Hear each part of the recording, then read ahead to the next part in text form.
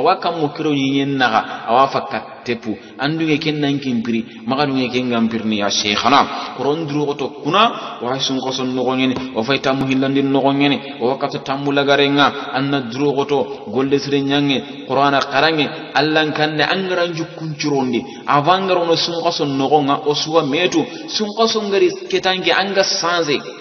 angaran jukkun cirondi na fi burnyangen suwara duro to hari sun qoson ngana dangi kontine ken jukku sira wa kamma parce que sumi khaso muri fongani kebe agaran kamma farlan ngaro kebe ya kudan nan kanu allani angara allan kalne kebe joppa sun khaso nogonga har sa sun khaso ngana dangi duro to kingal lan kanne kontine ken kamma aywa akhnu marimu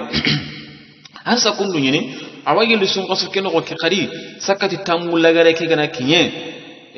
na sikkin gabundi adan yoto wodi ga mun ke kama fari alayhi salatu wassalam agati man qama ramadana imanan wa ihtisaban ghufira lahu ma taqaddama min dhanbi fari sallallahu alayhi wasallam ati serebe gana sun qasul lagana sigi ara sikkenya ko serebe gana sun qasul jigi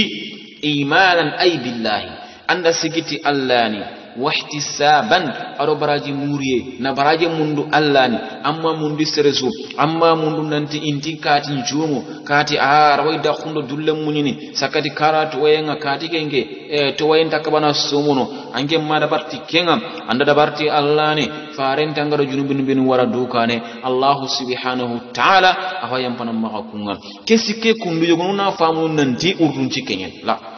faren diga men manam petido urdunci kembane aya wurini sire sugara sun qason cigi angara sigiti Allah battisu anya qur'ana garangani ba anya istighfar ko ngani ba anya zikir ko ngani ba hatta ya garunga stronde kebe nyana kinan kanu kuya iga suma non putur nun corno iga suma non lagana igi sukur nin corno anna wari kara no gon kara ya sasa kundu ya garembane kotiangilli urombi tambinnen no gonga 3h du matin ou 4h du matin kempa kati aswa kankane ikunga kankane lomununga kankane yagarunga kankane yagarebe turungani force nyananken kamanan kamma wajibi ngini il faut kan nangiri anna suguri kede bariya yugunu gilli uronna gane ngini ani khim kon kutu kenga rati ken kolli ngani mo kebe ya yagare kina giri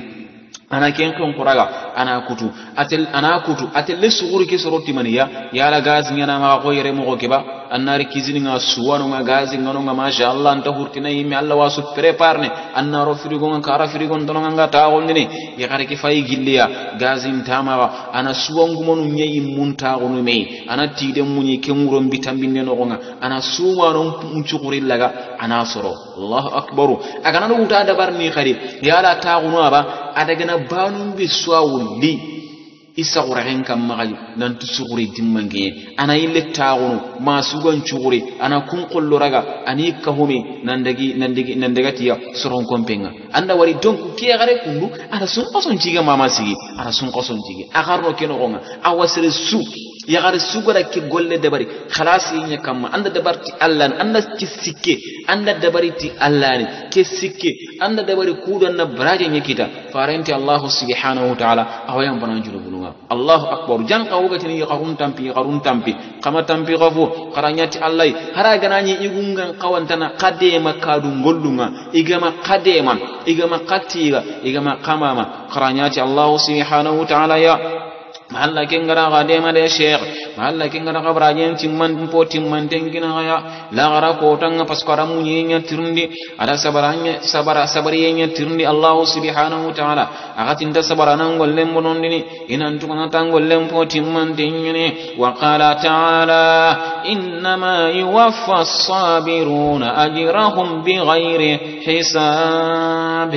karamu sumundu Allah bangenga odu wasuko human donnangani wa لطيفا بنا في كل نازلة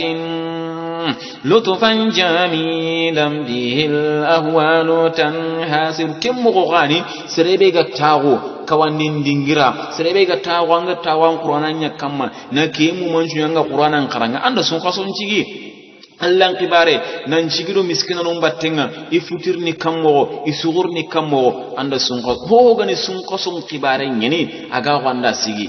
anda sigi Allahu akbar sheikh aswarno keno ngare angara nyati Allah ni na nyati khalasi angadu kuro subu kuna lagi khari awaka min arkani siyam awaka pegel sume ge gondo mununga al ikhlas khalasi golle sugama nya khalasi en kamma Allah hajundai ahammi sundan golle ke ya na to ko Allah do nyamare kenyane wa qala ta'ala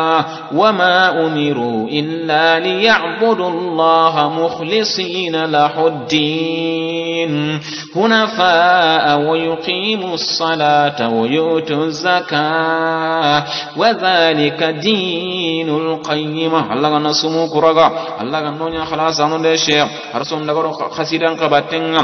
baitanga gumendan nangani as-sawmu junnatu aqwamin minan nari was-sawmu hisnun liman yakhsha minan nari ati as-sawmu ati sume nganda sume ngarde junnatu aqwamin minan nari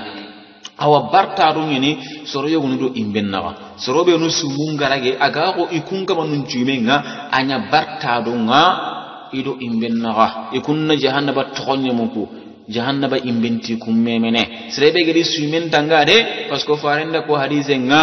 nanti yugunu wa durubba sa'imin laysa lahu min siyamihi illa al-ju'i wal 'atashi ati suma nan nangaba fofon tada ngani sumenga aganta ti dulle alo dakko donc srebe gedi sumen lagana krosi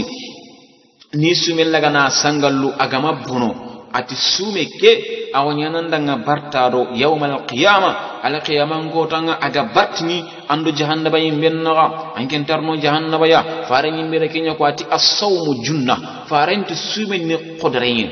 wa qodrento ko bartado nyini ko qodre kempa qal islamin do kafir nu ngana daga gajan no nga anga kebe wutu anga bartini ando jasinna ko kuro jasinna maga kinyanga ina kenya qilli qodre nam sumin ni kenyini aga bartnando jahannaba yimbenna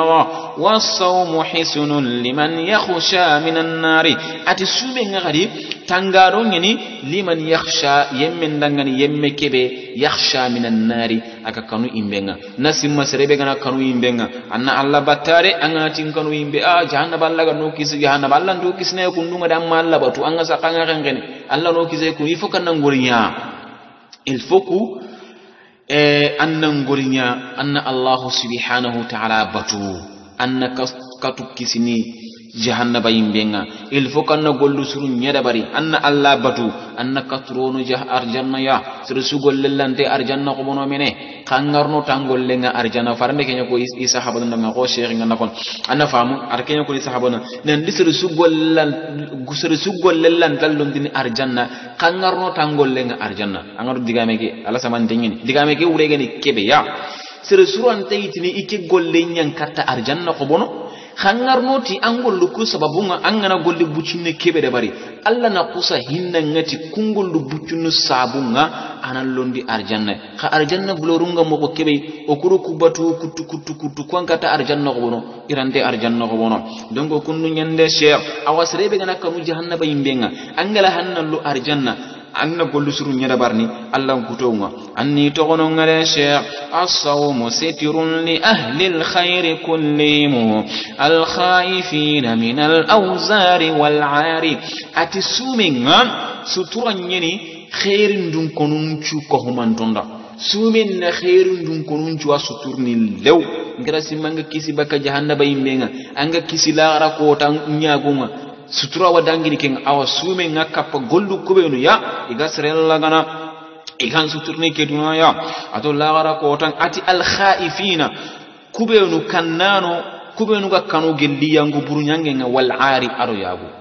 Allahu akbar sere sugan tamu danna nyagu wallahi hanciki Allah danga sere sugan tamu danna nyagu lagara ko tan anjuna kangen jangiron tangi limi ngade zungoso ange estomanda gili sunqoso ngana dangi estomanda nya kakki anasaha Allahu akbar Allah nyangane Allah wosro okunene qal Allah way Allah kennen anta gandana Allah nde kennen de sheikh والشهر شهر إله العرش من نره رب رحيم لثقل الوزر ستاري أتسومي غصني إلا رسك من قصني أغفن انشراغو تي na sun kaso ngana kino ya tunka kebe gan tunka hinna nanga Allah akbar anna yegunu muguti Allah ni nemanda nangene ka hinna na heti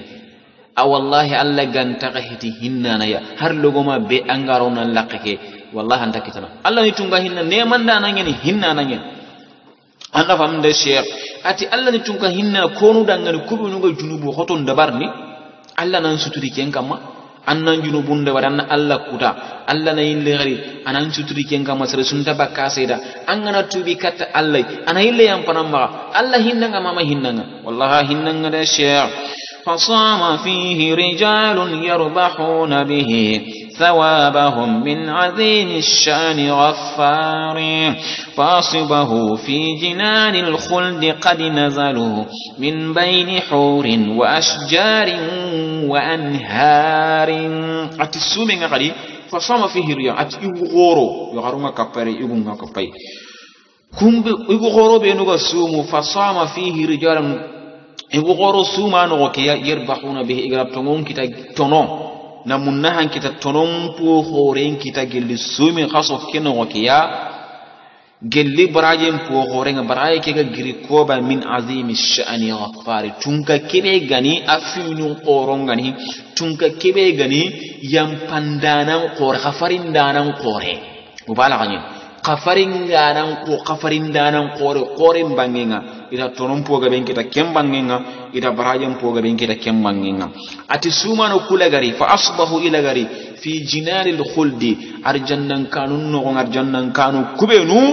iduman tongi no gonga arjannan lemmisu alla ga nonya arjannan lomu angaru arjannan no gonga anyiman gen dakabaka kasrengar no jahannaba ya annabugo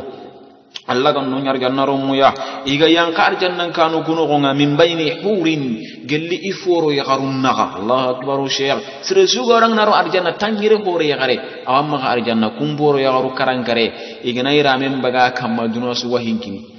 anna famde sheikh Allah akbar sheikh iga na lagangin tupa gejiya asuwanyana sukrajinga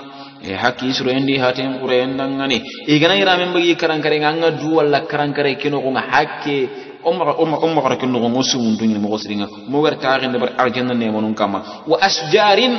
adu arjanna itunnaha wa anhari adu arjanna warallaqunga ati kesuna suma no nyedangani subhanaka allahumma bihamdik ashhadu an la ilaha illa anta nastaghfiruka wa natubu ilaik digam ko fosru Allah ganu kanda kati ya khatamu no fo burunga giro otu warullo ya shaytan wa Allah subhanahu wa ta'ala nyaga Allah ganu la tonni bakiya assalamu alaikum wa rahmatullahi wa barakatuh digam binuga bochito ya gana sere toro khana yam po ma subhanaka allahumma bihamdik ashhadu an la ilaha illa anta nastaghfiruka wa natubu hayyakum Allah